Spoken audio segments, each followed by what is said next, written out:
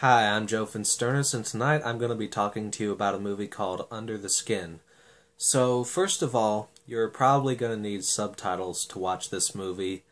It is spoken in the English language, but it takes place in Scotland, and you get a lot of these thick, authentic Scottish accents throughout the film, and unfortunately, this makes it a little difficult to understand what some of the characters are saying for American folk like me, so I had to use subtitles for the movie. So if you can't understand Scottish accents very well, and you don't like reading subtitles, then this movie's probably not for you. So the premise to this movie is fairly simple in itself. It's about this alien that takes the form of a human female and seduces men and leads them to their doom. So, it sounds like a pretty cookie-cutter premise for a horror story. This paranormal being shows up and lures people to their doom. And, but the movie is really anything but. As much as it falls into the horror and sci-fi genres, the sort of medium that it fits in the most firmly is the art house. And to me, there are three different types of art house movies. There are the ones where a lot of strange things happen, like Mr. Nobody. There are the ones that move at a very deliberately slow pace, like Drive. And there are the ones that are a combination of the two, like Eraserhead. Now, I like all three of the movies that I just mentioned, but as I mentioned before in my review for Recycle, art house films can be very hit or miss for me. I appreciate, being experimental and everything, but just because a movie is being very expressionistic doesn't always mean that it's good. So, Under the Skin falls into the third category, where it combines some very strange moments with deliberately slow-burning pace. And there aren't really that many weird scenes in the movie, to tell the truth, although the moments where that element sort of shines is during some of Scarlett Johansson's seduction scenes. It takes on this very dreamlike quality.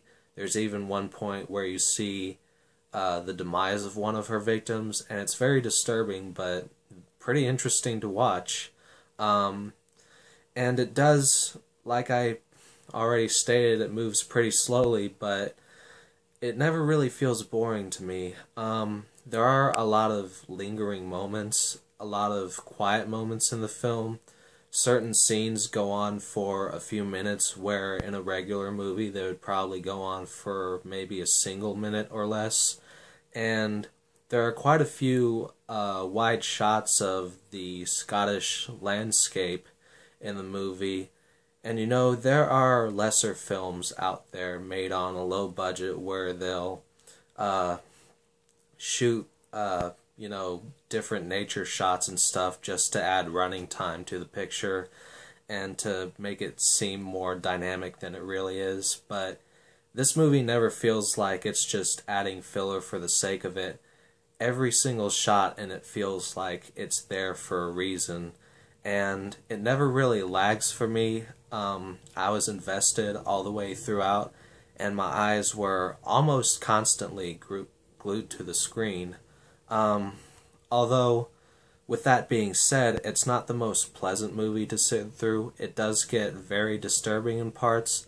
There are a few moments where it even gets very sad, and even though I said that my eyes were glued to the screen most of the time, there was one scene where I had to avert my eyes. It was during one of the seduction scenes, and the movie, showed me a certain visual that I could have gone the rest of my life without seeing, just to be honest. But if I were to give this movie a final grade, I wouldn't take off points just for doing that, because like I said, it's there for a reason, and it would even be extremely insensitive of me to take off points for that. if you end up seeing this movie, you're probably going to know exactly what I'm talking about. Another element to this film that keeps in the tradition of the art house genre is that there is a lot of ambiguity to the story, and it leaves a lot of questions open. You know, as Scarlett Johansson is going after these men, she is just as methodical as a serial killer at times. You know, she's asking every man she meets the same exact questions, just trying to figure out certain things about them that would make them, you know, ripe for murder. And she's very dispassionate about it. In fact, as the film goes on during the final act, she starts to show these brief glimpses of humanity, and by the end of the picture, I found myself feeling surprisingly sympathetic for the character.